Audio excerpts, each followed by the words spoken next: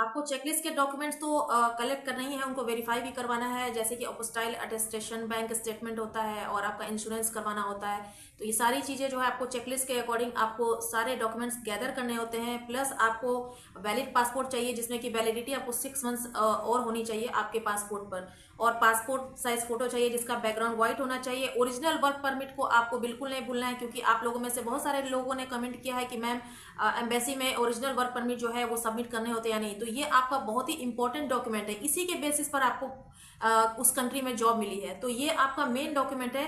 तो original work permit जो है आपको बिल्कुल ही उसमें डॉक्यूमेंट्स के साथ अटैच करने हैं।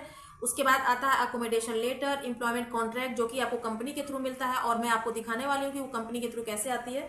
और आपका आता है फाइनेंशियल मीन्स, मतलब कि आपका बैंक स्टेटमेंट। तो ये सारे डॉक्यूमेंट्स जो है आपके इंपॉर्टेंट डॉक्यूमेंट्स हैं, जिसको आपको अटैच करके इसको कलेक्ट करने के बाद आपका नेक्स्ट स्टेप आता है अपॉइंटमेंट डेट, जिस दिन आपको अपॉइंटमेंट अटेंड करनी है। और साथ ही साथ अगर इंटरव्यू के लिए मेल्स आती हैं तो आपको इंटरव्यू भी देना है। तो इंटरव्यू में आपको घबराने की जरूरत नहीं है। मैंने कितनी बार बताया कि आपका इंटरव्यू जो है किसी भी पर्सनल कोई भी आपसे पर्सनल क्वेश्चंस नहीं किए जाते हैं। आपका इंटरव्यू जो होता है वर्क परमिट से रिलेटेड होता है। तो जब भी आप अपॉइंटमेंट के डेट पर, जिस दिन आपकी अपॉइंटमेंट शेड्यूल हुई है उस दिन अगर आप जाते हैं तो वर्क परमिट को अच्छे से आप पढ़ करके जाइए। और उसमें वर्क परमिट क्योंकि पॉलिश लैंग्वेज में होती है, तो थोड़ी थोड़ी पॉलिश लैंग्वेज भी आपको आनी चाहिए, क्योंकि आप उस कंट्री में जा करके वर्क करने जा रहे हैं। तो आपको वर्क परमिट बहुत ध्यान से पढ़ना है कि आपकी जॉब जो है कौन सी कंपनी में लगी, आपकी सैलरी क्या है, वर्किंग आवर क्या होगा। तो ये सारी चीजें जो है आपको वर्क परमिट पर मेंशन है। तो इतना आपको आना चाहिए, जो कि बेसिक चीजें हैं। जिस दिन अपॉइंटमेंट शेड्यूल होता है उस दिन आप जाइए और अपने डॉक्यूमेंट्स को सबमिट कीजिए। आप बायोमेट्रिक जो है वो प्रोवाइड कीजिए उनको। उसके बाद नेक्स्ट स्टेप आता है आपका डिसीजन का।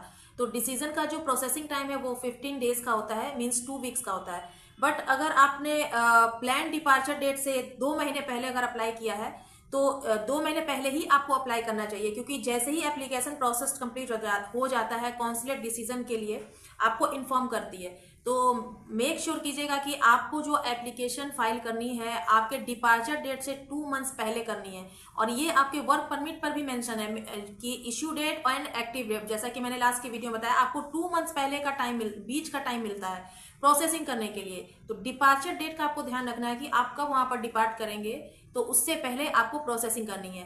तो ये जो प्रोसेसिंग टाइम होता है ये 2 वीक्स का होता है। तो आपको टाइम टू टाइम ये जो प्रोसेसिंग है ये हो जाना चाहिए आपको जॉब ज्वाइन करने के लिए।